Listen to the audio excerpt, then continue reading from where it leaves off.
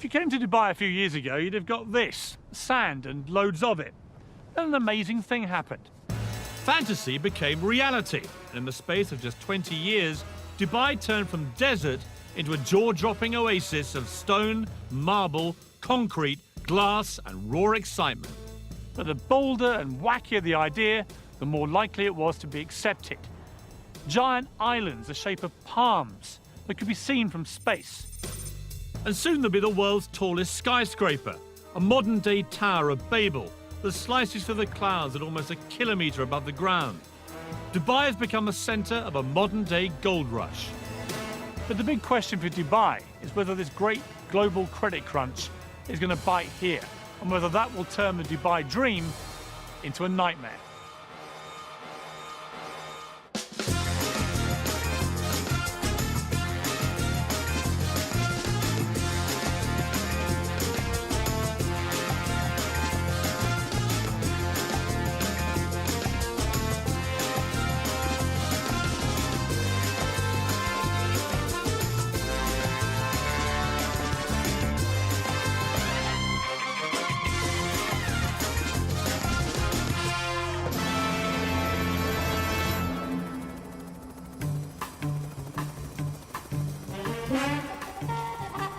Dubai is one of the 7 states that make up the United Arab Emirates, under the rule of Sheikh Mohammed bin Rashid Al Maktoum.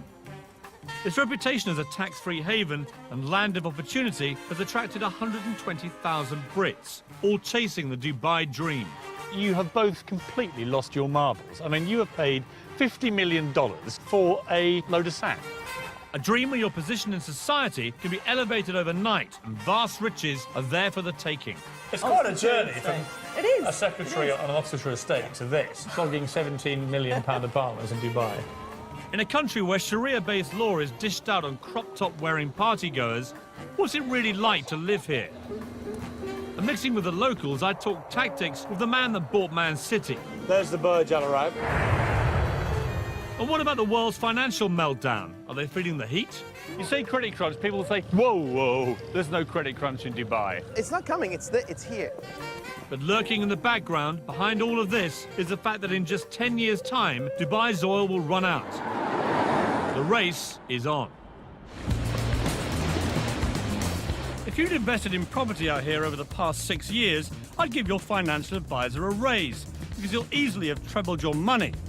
But it wasn't for the faint-hearted. 4 miles out to sea is probably the craziest property investment on the planet. For sale, 300 islands that, seen from above, replicate the countries of the world. This is absolutely ridiculous. I've heard about this place, I've seen the pictures, I know all the facts. But until you actually come out here like this and experience it for yourself, you have no idea of the sheer scale of it. 320 million cubic metres of redistributed seabed later, Dubai has not just put itself on the map, but put the map on itself. I'm heading for Britain. Gentlemen, permission to come ashore. Permission granted. Thank you very much. Welcome aboard. Nice to see you. Welcome to the United Kingdom. Well, thank you very much. Let's head over to London, shall Why we? not? Ex-Londoners Safi Qurashi and Mustafa Nagri moved to Dubai 4 years ago. Between them, they've just bought England. Dare I ask how much you've paid for it? Topping over $50 million. You have both completely lost your marbles. I mean, you have paid $50 million for a load of sand. Yeah, it's one view. Tell me some of the stuff What you're going to do here. The idea very much is to have some luxury accommodation where you can bring your boat, park it right outside your villa, swimming pools, spas. How many are we talking about? You're talking in and around the 100 mark. Right. 100 villas over here. So you're living in your own private villa, surrounded by, you know, absolutely amazing shorelines, beaches. I mean, you say views. that, but you're actually surrounded by the French over there and the Germans over there. I mean, they are worryingly close, aren't they? You know, they have got closer, but luckily there's still a bit of sea between us. I'm imagining now these luxury villas here, and even if they went just for $5 million each, I've just worked out you'll make a profit of $450 million. But you have forgotten the cost of construction. Which is? We're still working on that one. Yeah, well, You're still making what I think they call in Balham a nice little earner, aren't you? well, Yeah, Yeah, I guess you could say we might be. I mean, that's a great story. Absolutely. Ballon boy buys Britain. Yeah, it's not bad, is it? Safi is a perfect example of a Dubai dream. 4 years ago, he arrived here skint, having lost everything in a failed internet firm. Now, thanks to a series of shrewd property deals, he's the King of England and looking to invade France. But how did this little-known desert outpost become such a magnet for investors and those in search of a better life in the sun? Dubai has done an incredibly good job at marketing itself, largely through what at the outset appear to be utterly ludicrous projects. Think Dubai and you think glamour, wealth, and a rich hedonistic playground. Hardly surprising then that back in Britain, wrapped under red tape, and trapped under the dark grey skies, so many downtrodden wannabes think this place is utterly irresistible. Although Dubai is twice the size of London, the main action takes place in a frenzied 20-mile strip along the coast. The legendary Dubai gold rush can be traced back to 2001, when the law was changed to enable foreign nationals to own property. It coincided with the launch of the most famous of Dubai's artificial island projects, the Palm Jumeirah, which, because it's connected to the mainland, lured investors by the truckload. And my first impression is it's massively bigger than it seems from the sky. Apparently 4,000 properties were sold in the first 72 hours of the project being announced, before a brick had been laid. The weirdest thing about Palm Island is that 5 years ago, I'd have drowned by now because this was all water. Nothing quite prepares you for the sheer scale of their ideas. Palm Jumeirah is so huge, its central trunk supports 2 6-lane motorways. At the tip, 3 miles out, sits Dubai's latest 5-star hotel, the Atlantis, complete with an underwater lost city in a fish tank. The Beckhams acquired a place here, and Ashley Cole and Michael Owen followed suit, creating a Middle Eastern wag sumer. It may look like Brookside on the beach, but having a palm dress is the ultimate status symbol. And living the dream on Frond D is Neil Petch. Neil came out here 14 years ago and now publishes the Dubai version of GQ magazine. Judging by his cars, a Bentley, a vintage Jaguar and a Ferrari, life is good. Okay, here we go, ladies. Throw in a Russian model wife and her glamorous friends, and I'd say Palm living is very good. How much have these properties been going up by in value? Well, about 4 villas on either side of me. No one lives there.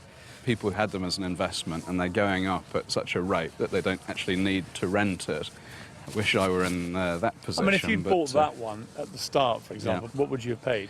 Well, that was probably about £700,000, 2.6 million dirhams in our currency. And what would it be worth now? 15, something like that. So around 6 times what you paid for it. Exactly. So it's been an amazing investment for people. Yeah, it makes you question your own job when you're earning a lot less than your house is doing by sitting there. And is there, like, in any development like this, is there a bit of, you know, keeping up with the Joneses? Absolutely. I mean, I've had to upgrade my barbecue several times. Dubai has learnt a very British lesson. We do like to be beside the seaside. Waterfront property commands a premium, and building out into the sea will add 300 miles to their coastline. But when we struggle to build something as simple as a Millennium Bridge, how do you create an entire city in just 20 years? I have some days when I say, you know, this is crazy. I want to go to New Zealand. I want to live in a farm, you know. And when you built it, how do you make sure the rich come flocking? This is ridiculous. I mean, how many towels are there? Why would you need 100 towels? And at the world's only 7-star hotel, I sampled the Dubai dream for myself. There are times when we build things so astounding that they become testaments to human ingenuity. The pyramids of Egypt, the Great Wall of China, and now, Dubai? Extravagance and Dubai go hand in hand, but this really does take the gold-plated biscuit. It's rumoured this 7-star hotel costs so much to build and run that it will never make a profit. But that's not the point.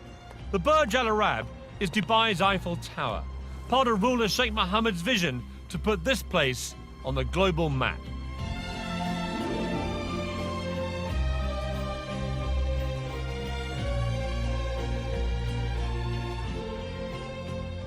The best rooms here will set you back 12 grand a night and come complete with one of the hotel's 16 white Rolls Royces and your own personal manservant.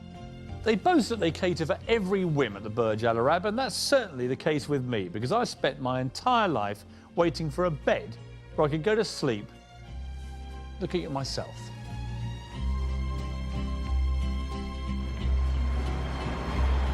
I'm here to meet builder Eddie Mitchell, who I last met at the height of the UK's property boom in Sandbanks, Dorset. Eddie was creating futuristic properties inspired by this hotel. He's been coming here on business for 5 years and is now a gold star guest, affording him extra special treatment. Watching you coming in, it was like watching a visit by the Queen. You know, there's like a cast of thousands offering you tea and dates and hand lotions. It's the same every time. My butler that I've had for 6 years, he meets us every time we come here.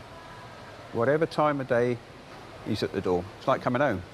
So, Eddie, last time we met was in Sandbanks, Yeah. where the funny thing was there is that you produced properties like this, which are, you know, by any normal standard in Britain, completely barking mad, futuristic, emporiums of glass and concrete and everything else. Out here, you're known as Mr. Boring, because, I mean, that is not even first base, is it? Not really, no, Piers. I mean, you must love it here. It's like a permanent building site. Yes, but probably the biggest building site in the world, and after 30 years of building, I just love it. You're like a pig in a sty, aren't you, Eddie? Yeah, definitely. And for those who bought at the start in the Palm or the World or the Burj Dubai, how much money are people making? I'm sure people are making many millions. I mean, I heard of one Chelsea footballer who had a place on the Palm that he's never actually lived in. He paid £400,000 for it, and he's just sold it for £3.5 million. Yeah, that's what he would have paid 6 years ago. And he would now make £3.5 million? Yeah, definitely. Without setting foot in the place? Yeah. How have I missed out on this again? We should have came here 6 years ago. No, but you always seem to pop up in these places at the right time. I went to Sandbanks right at the peak. I've come to Dubai right at the peak.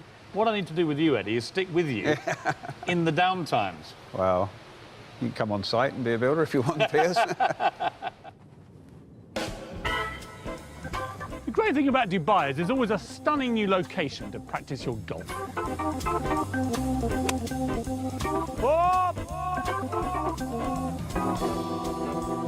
But you wouldn't have thought you could practice your skiing as well.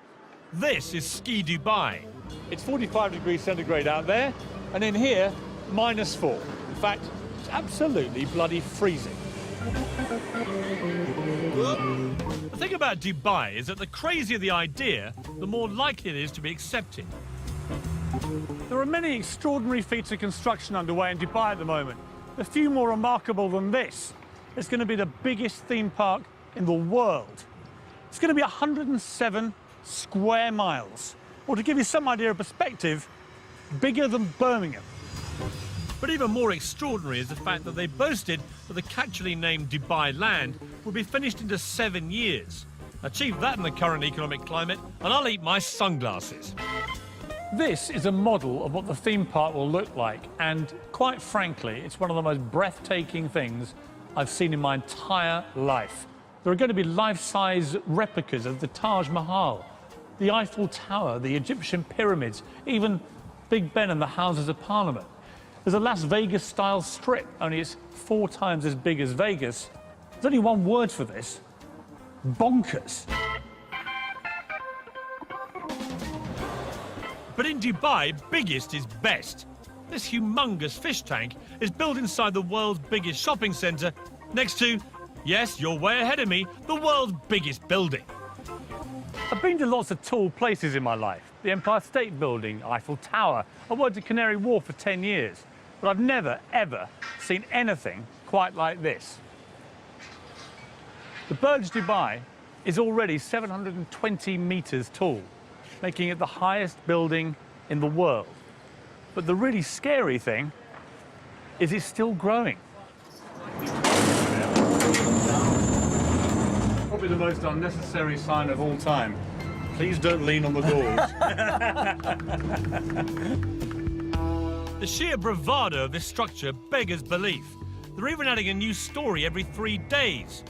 It's another part of Sheikh Mohammed's plan to make sure Dubai stands out. The final height is still top secret, but the ambition is to be almost double the height of the next tallest building on Earth. The Earth's vanishing. I've never been this high in my life anyway. Mr. Ali Alabar, the 5th most powerful man in Dubai, is chairman of Emaar, the government-backed construction company building the tower. So we're right in the middle here on floor 160. We're 611 meters up. Yeah.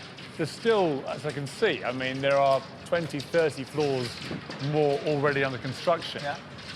Does it wobble, this? I mean, does it move around? No, it doesn't move much. Do you know how far? I think if it moves maximum, probably move this much. Who's going to be here? I mean, who will be on these floors? I think indeed these are office floors. People have bought private apartments here too, right? Correct. Yes. What was the most expensive one, do you know? A whole floor could probably cost you about $45 million, a whole floor. Oh, bargain. Yeah, it's a bargain compared to London prices, of course. You know Sheikh Mohammed better than many people. How would you describe him?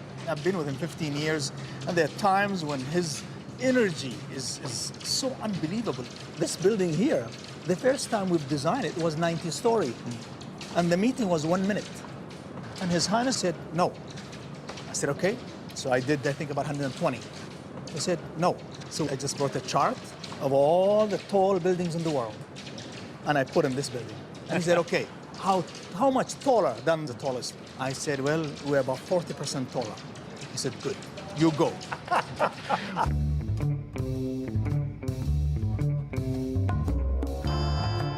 40 years ago, Dubai was nothing more than a dusty fishing village.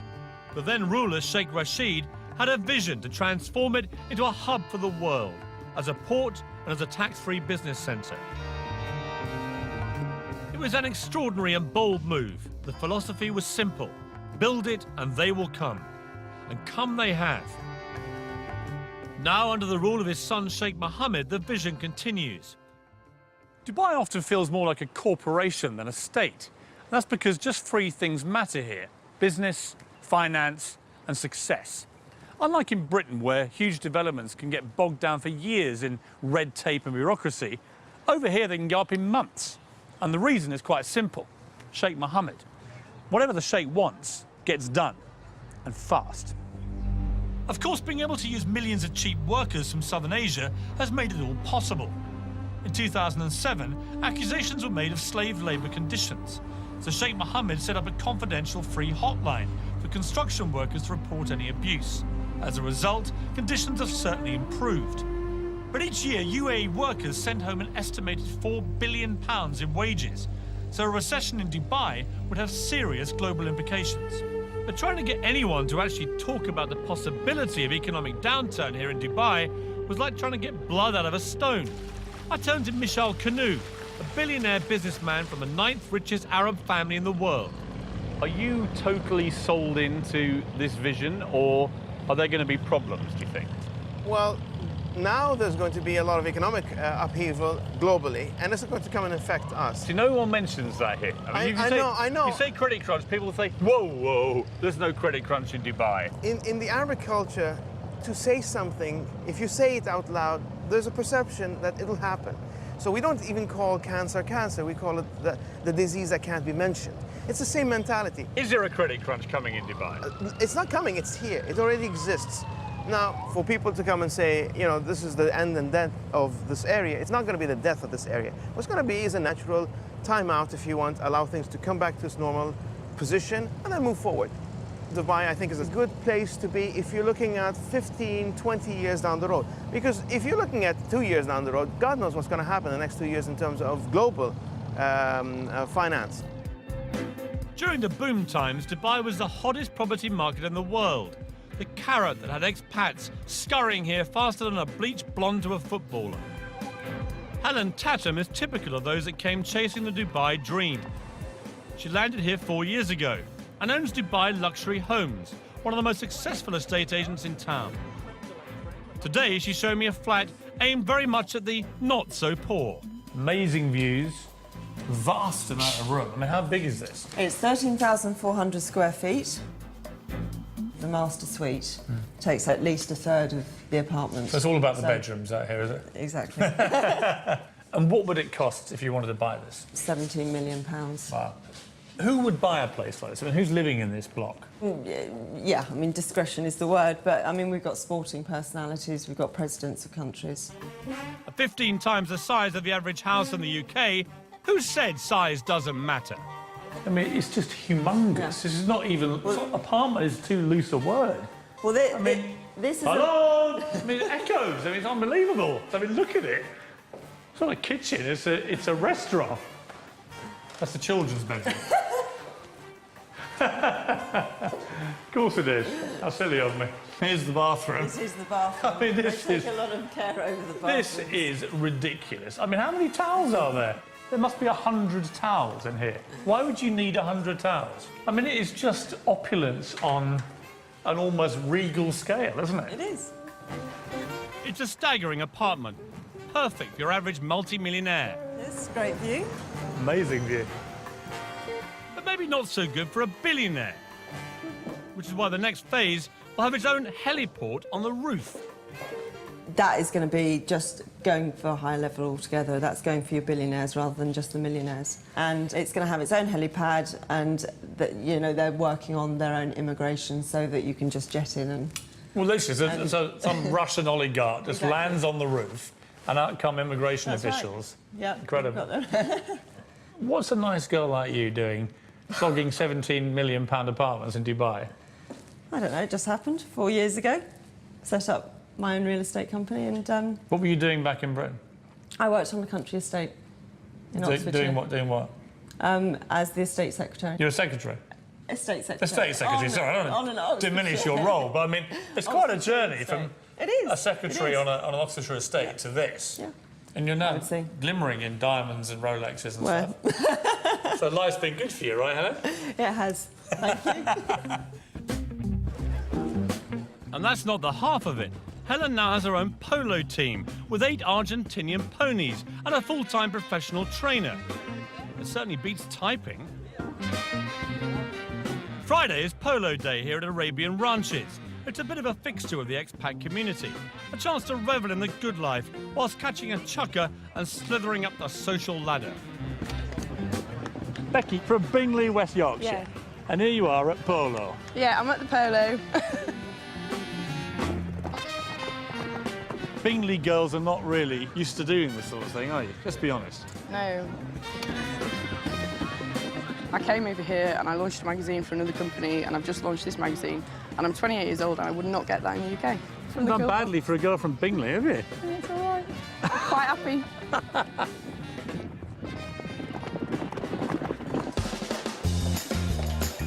It's easy to get drawn into the good life in Dubai. Like the buildings that are going up, somehow out here, your expectations are, well, just higher. But to live up to those expectations, you're going to have deep pockets, especially if you fancy a personalised number plate. I have the 93. And how much was that? $2 million. $2 million? Yes. And I'll find out what it's like to live where hedonistic Western playgrounds exist in a country governed by strict Muslim values. I wanted to get an Arab perspective on Dubai. Fortunately, the man that bought Manchester City, Dr. Suleiman Al Fahim, has a house here. He's made a fortune in property and is the Alan Sugar of Arabia, with his own apprentice-style TV show and even his own catchphrase. Impress me. When he said he'd show me around the city, I didn't realise he meant in his own private jet. He impressed me.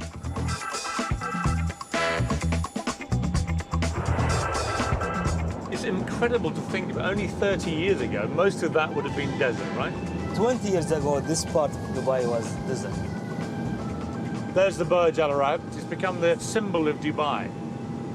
I mean, how much of this is ego? And are you all quite, competitive people? Is it like, you built the biggest tower, I'm going to go and build a bigger one? It's not about the ego, it's about to show the capability. We want to show our royal family that we can do it. And what they're looking for is to build something unique, something extraordinary, And with this kind of development, we attract foreigners. I mean, how much money is there down there now, would you guess? The last number announced recently was around $300 billion. 300 billion US dollars, just swimming around below us. I was told your very first major project here, you made 150 million US dollars on that deal. Is that right? Yeah, that's right. And you cleaned up. I mean, you made 150 million bucks. And the good thing, once I came with the... You're allowed to smile when I say that figure, by the way. I know to you it's not much money. To me, I mean, this is like unbelievable. What's it like being a billionaire? You look like you have a lot of fun. You're always smiling. Yeah, you really enjoy it. For us, we don't really enjoy with money and cash. We really enjoy with family. It's about more cultural friendship between the family relationship and the friend relationship. Now that's a family I'd like to get into. I wonder if he has any single female relatives. So we've seen the city from the air. Now it was time to see it at ground level, in the world's only Versace Lamborghini Murcielago. Dr. Suleiman paid $600,000 more than the standard car for this designer model to ensure he cuts a dash on Dubai's highways. The big thing in Dubai is about number plates, isn't it? Yeah, number plates are very important. Your one is 737. Is that a valuable one? Yes. But the 2 digits is more important. I have the 93. 93? I bought because that's the year of graduation of my wife. And how much was that? Today it's worth $2 million. $2 million? Yes. For 93? Yes. Somebody would pay you $2 million for that? Amazing. Thank goodness his wife didn't graduate in '83. Even he might have struggled to pay for that one. With such mind-boggling spending power on tap, it'll come as no surprise that all pockets are catered for. Shopping here at one of Dubai's super malls is a bit like being back at home, to be honest. Harvey Nicks behind me, a Lacoste over there, Starbucks, Zara. The only difference here is you've always got to look out for that unexpected visit by the billionaire Arab sheikh. So, how about a mobile phone? What do they cost? This will be 110. £110? Yes, £1,000. £110,000, I see. And this one? This is £100,000. Oh, okay, so that's a bit more of a bargain. Yes. So do you actually sell these phones? A few weeks ago, the one sheikh chose 4 telephones. So an Arab sheikh came past your shop and bought 4 of these? Yes. For £500,000? Yes. Blimey, what on earth do you do when you want an upgrade? It's all so easy to get sucked into the affluent lifestyle in Dubai. The place just drips success. Most expats here enjoy a quality of life they could only have dreamt about back in Britain. Vast villas, sprawling staircases, giant swimming pools and personal maids. They spend their days enjoying the leisure at 5-star hotels like this, and their nights at parties covered by the society pages of Hello magazine. Small wonder then that so many start to feel, well, a little bit grand. After all, back in Britain, they were minnows. Here in Dubai, everyone's a whale.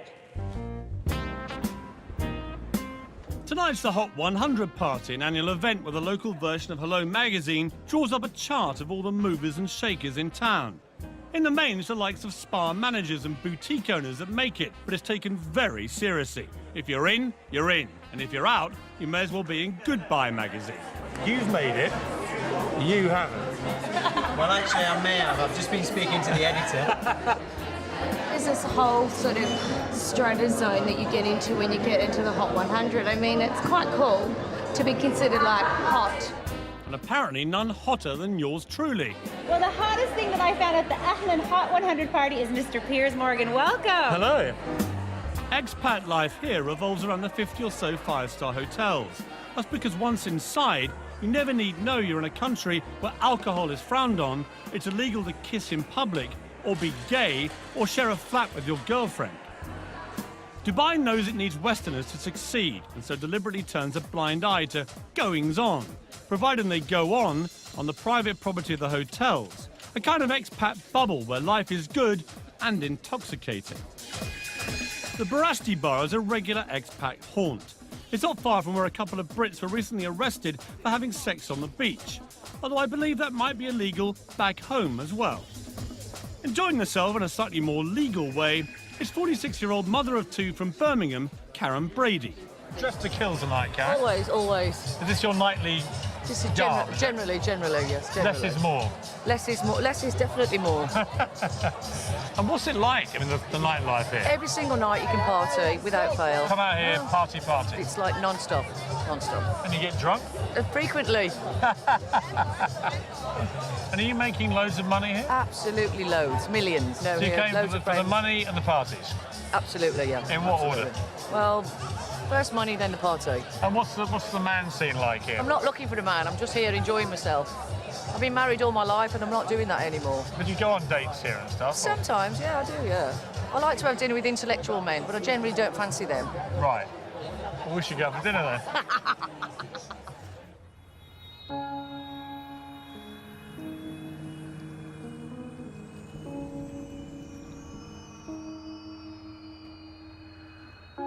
In the last year, 230 Brits have ended up in Dubai's prisons for a range of offences, from the normal, like drink driving, to the abnormal, like bouncing a cheque. If you are going to come out here, make sure you learn the law. For example, sex outside of marriage can get you a year in jail. Possession of over-the-counter drugs that contain codeine, 4 years. Even Harry Potter books were recently banned from schools because witchcraft is strictly illegal in Dubai. It's a difficult society to get your head around. On the one hand, a traditional autocratic leader uses strict Sharia-based law to rule with a rod of iron. On the other hand, in the five-star hotels, you can forget you're even in the Middle East. But the two cultures exist side by side in parallel universes, and except for at the shopping malls, rarely mix. Consequently, the expats live in fear of making a silly mistake or inadvertently breaking a law that could, with a swipe of the pen, see them deported. I drove into the desert with blogger and ex-journalist Alexander McNabb. He's been living out here for almost 20 years and has first-hand experience of what happens when the two cultures clash. It is. It's like being on the moon, isn't it? Amazing. When I first moved here, that was in the early 90s, I came out here running a magazine which was shut down because I criticised the wrong guy's computer. It was a computer review mag, and the computer didn't work. And so we said the computer doesn't work, which in retrospect was probably naive of me. Or to tell the truth. To tell the truth. But it offended a man who happened to be related to a man who happened to be in a position to do something about it. So my office was sealed by the Ministry of Information. Now, the great thing about Dubai today is that actually probably can't happen.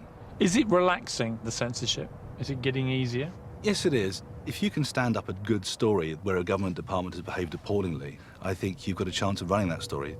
When I first came out here, you wouldn't have done. So you're now seeing allegations being made against some quite big figures in government and corruption investigations going on that were unthinkable here. It's a process of change. If you're in the media out here, as you are, do you live in permanent fear that a wrong word could see you on the next plane back to Britain deported?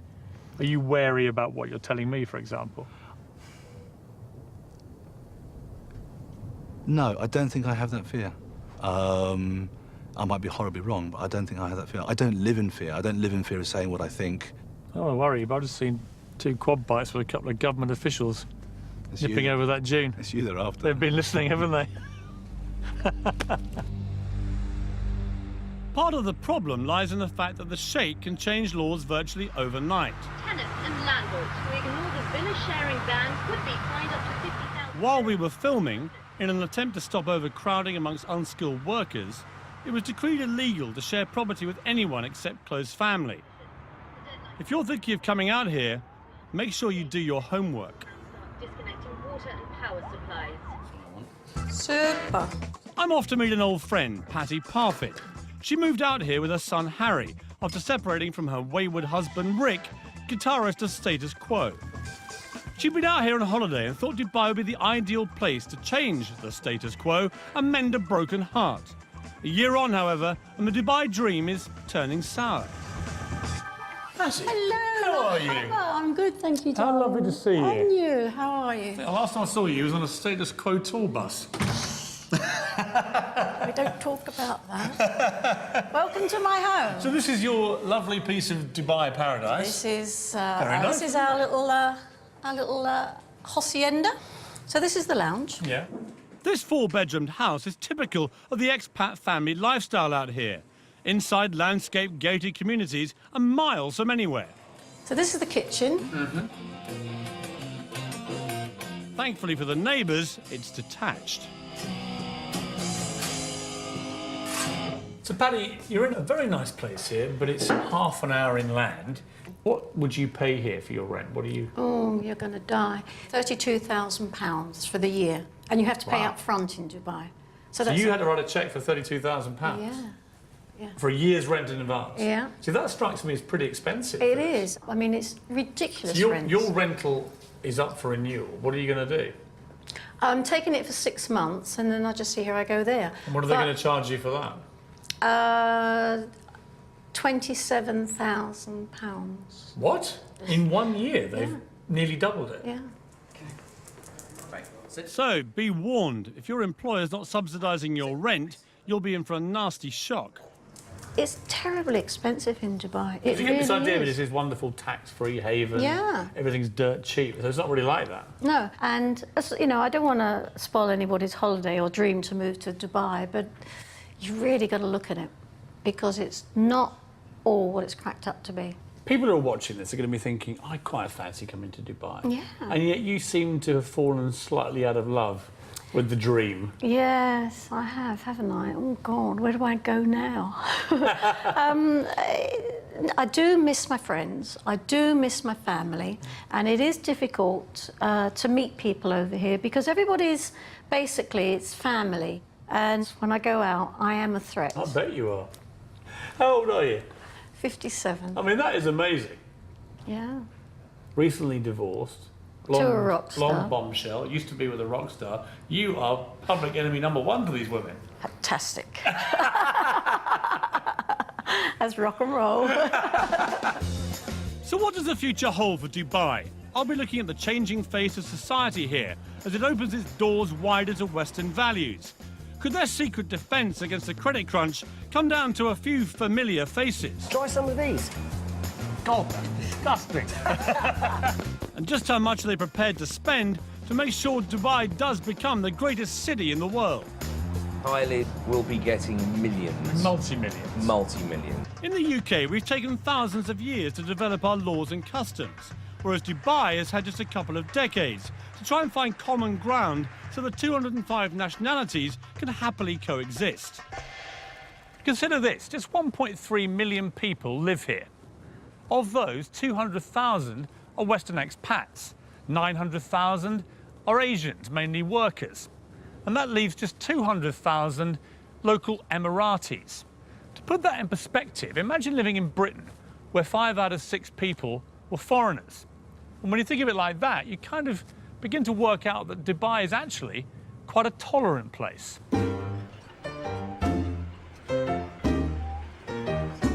It's a sign of Dubai's willingness to welcome foreigners into its midst, to keep moving forward. And someone taking full advantage of that acceptance is Derek Khan. Oh, it's very good. Derek, a former fashion stylist to pop stars like Salt and Pepper and Snoop Dogg, is today better known as an ex-jewel thief. What happened, very stupidly, I pawned jewels. And of course, pawning, you don't pawn what is not yours. And I dug myself into a nightmarish hole. I would have to go take one piece of jewel, go to another company and lied, basically, to get another piece, and which I pawned, and it became a circle, a nightmare circle. And you got a 2-year prison sentence. Yes, I did. He served 2 years in a New York jail for his crimes, was kicked out of the US and settled here in Dubai, reinventing himself as, get this, a jewellery designer. There you are, a convicted thief, felon, for want of a better phrase. You're kicked out of America, and then Dubai, where you would imagine they're quite strict about that kind of thing, they welcome you in here. I was accepted into Dubai because I think I was very straightforward with what I had done. I was very straightforward in who I am, and they kind of saw what I can do. You're also fairly unique, Derek. I mean, there aren't many Dereks in Dubai that I've met. Not with this look, the whole thing, you know? Well, you'd be surprised. Dubai is just, you know, again... There are more of you out there? I hope not, but... Put it in, give me a little, exactly, a little swing. What I hear everywhere is that if you do this, you're out. If you do that, you'll be deported. So what I haven't found is any real evidence they actually do this. I mean, do people get chucked out of Dubai? Well, of course they do. You know course. people who've been deported? Well, no, I don't. That's the point. I mean, I don't know anyone who's been deported. But you know, the thing There seems is, to be a collective fear of being deported well, you without see, any evidence well, anyone ever is. Well, listen, the collective fear works because guess what? I can open my car, and especially from New York City, I could never dare leave my computer in the car. I do it all the time. I leave my doors unlocked at home. You think that the rules are a small price to pay, really? For Oh, a very small price to pay. You know, it gives you that sense of security. And I couldn't be happier here. Right, beautiful, beautiful. Right. Lovely. If Dubai is going to succeed, now more than ever it needs people. It has to be seen as the in place, somewhere you can't afford not to be. So when Dubai can't build it, Dubai buys it, spending millions on celebrity names and, crucially, brands. Gary Rose is the latest big name lured into town. He'll be in good company. Gordon Ramsay and Marco Pierre White are already here and raking it in. Gary, how are you? Hi, very good, thank you. Nice to very, see very you. good. You too. You came just at the right time. Try some of these. That is a little salmon fish cake with a lemon hollandaise. God, that's disgusting. I don't even laugh. I mean, it's actually delicious, but just to see what your face is like, it's delicious. Tell me, Gary, you've flown all the way to Dubai. Yeah. And you've flown all the food out here as well. Oh, yes. Why don't you just stay in England? Oh, yes. What? Well, it's 36 degrees outside and it's snowing in the UK. Where would you choose? You know, I just thought, no, you know, I want to spread the word about British cooking. But be honest, Gary, would you be out here if there wasn't a whacking great big Arabic check in it? I mean, I know a lot of chefs, right? I must You all actually- like your money. Hang on, where's that contract of mine? Yeah, no, it's not a question of that, is it? I mean, that's always Isn't it, though? Because, I mean, I know a lot of brand names like you. You're such high commodities out here that they will pay whatever it takes to get you. Well, I think, you know, if I start cooking for money rather than cooking for what I really believe in, I'd rather give it up. So there you have it, the definitive answer, with hollandaise sauce. Mark, how are you? Hello, Piers, how are you? Good to see you again, mate. And up on the 44th floor, another bought-in brand name. Mark Fuller will be opening a version of London's Embassy Club here next year. No offence to you, Mark, but you and Gary Rhodes are not exactly, you know, the Beckhams. And yet you're getting a lot of money thrown at you to come here. What's in it for them to get you? Someone was saying to me today that it's all very well opening a hotel, but you've got to entice people into it. It's like all over the world. The difference is they're buying in name brands because it's a new country. I mean, is it rude of me to push you on just how many millions they paid you to come here? No, I won't say that. It wasn't millions, but it was quite an acceptable figure. What about Tiger Woods and people like that? When you see their God, names. Tiger Woods, you know, Christina Aguilera's, those sort of people. Kylie's will be getting millions. Multi-millions. Multi-millions. Is that because the people of Dubai, the rulers here, realise that celebrities of that power are a PR magnet for here? I think without a doubt. In the end, this was a piece of desert. This was a piece of sand. They've built a city out of nothing. How do you attract everybody? They want to be number one. They don't want to be number two, number three, number four. They want to be Miami. They want to beat Miami. They want to be New York. They want to beat New York, you know. So the only answer is bring it in. Kylie comes, Beyonce comes. I mean, even Iron Maiden have played here. It is almost surreal here. It's the land of make-believe. It certainly is, more like the land of unbelievable, because as the world is rocked to the core by the credit crunch, Dubai rocked to the sound of Kylie at the world's most expensive party. The Atlantis Hotel was launched with a massive £7 million extravaganza. Looks like an awful lot of that went up in smoke. Let's face it, for the ordinary Brits living here, as long as you toe the line, life's pretty good. For the investor, though, even ultra-affluent Dubai is fragile. It doesn't manufacture anything of value. Oil now accounts for just 6% of its income. And even though uber-wealthy neighbour Abu Dhabi pumped £9 billion into its economy back in October, Dubai remains exposed. 3 big government-backed construction companies are already laying off hundreds of employees. Dubai relies on foreign investors to make it work, and without them, Dubai's dream of becoming the greatest city on earth may have to wait. I came to Dubai to find out if it really is all it's cracked up to be. And the answer, if you like sun and fun, glitz and glamour, is a resounding yes. As for the credit crunch, everyone I've met here says the same thing. Dubai won't just survive, it will thrive. And that's because it's bursting with ambition and drive, all led by one man's extraordinary vision and an utter determination to turn this place into the biggest and most successful city in the world. As for my part, I think I'll borrow the favourite phrase of the British builder. It'll be all right when it's finished.